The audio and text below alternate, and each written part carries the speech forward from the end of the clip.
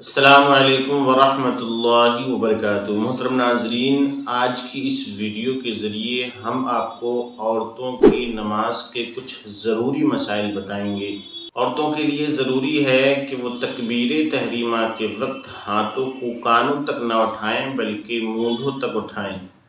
برخلاف مرد حضرات کے کہ وہ تکبیر تحریمہ کے وقت یعنی کہ جب نماز کو شروع کرتے ہیں اور لفظ اللہ اکبر کہہ کے ہم نیت باندھتے ہیں تو اسے تکبیر تحریمہ بولا کرتے ہیں۔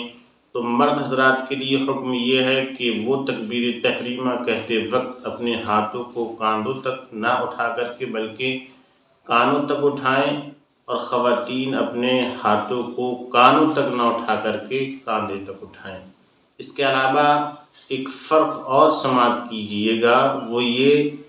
کہ مرد حضرات کے لیے ضروری ہے کہ اپنے ہاتھوں کو تکبیر تحریمہ کے بعد جب نیت باندھیں گے تو ناف کے نیچے باندھیں گے، اور خواتین کے لیے حکم شرع یہ ہے کہ جب وہ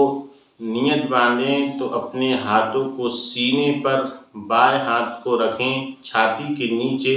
اور داہنا ہاتھ سے اس کے اوپر رکھیں۔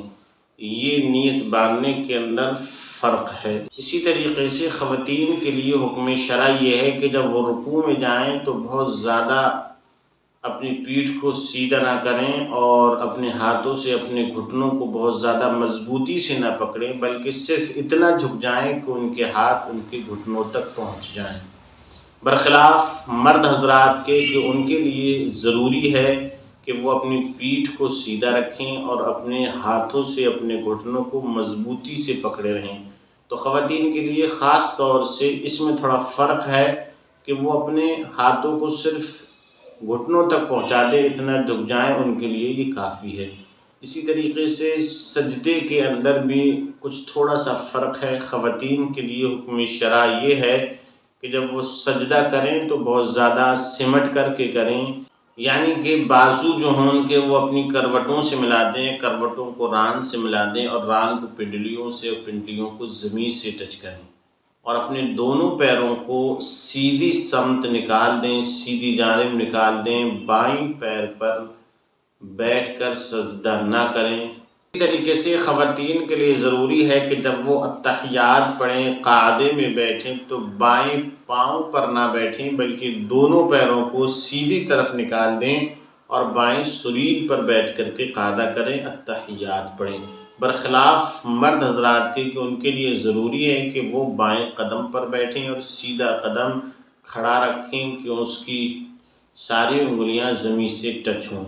عزیزان گرامی، جس طریقے سے مرد حضرات پر ضروری ہے کہ وہ کھڑے ہو کر کے نماز ادا کریں،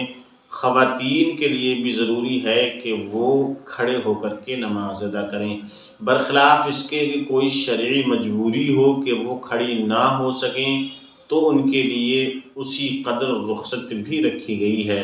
ہاں البتہ نفل نماز جو ہے مرد و خواتین بیٹھ کر کے بھی ادا کر سکتے ہیں، لیکن ان کا ثواب کھڑے ہو کر ادا کرنے کے مقابل کم ہو جاتا ہے۔ ہو سکے تو نفل نماز بھی کھڑے ہو کر کے ادا کیجیے گا۔ ایک بار اور یاد رکھیے گا کہ اب تک اگر کسی نے چاہے وہ مرد ہو یا عورت ہو بلا مجبوری بلا عذر شرعی بیٹھ کر کے نماز ادا کی ہے تو ان کے لیے توبہ و استغفار ضروری ہے، مزید نمازوں کا دوبارہ پڑھنا یہ ان پر ضروری ہے۔ عزیزان گرامی، یہ دو چند مسائل تھے